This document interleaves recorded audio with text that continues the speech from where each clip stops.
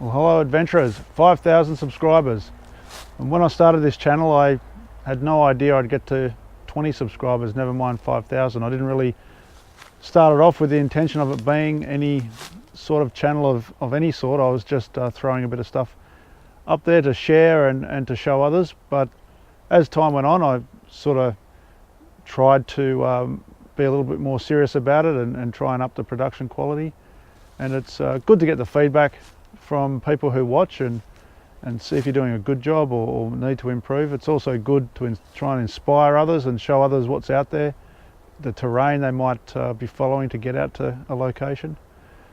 So thanks again for all you guys that subscribed. Share it around, share the channel around. It's sort of good to see it increment now. It's got to 5,000 and be interesting to see where it can go.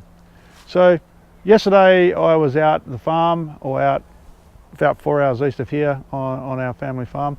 I didn't take too much video, but I took some drone footage. So here are some drone footage of yesterday just to finish off. So thanks again.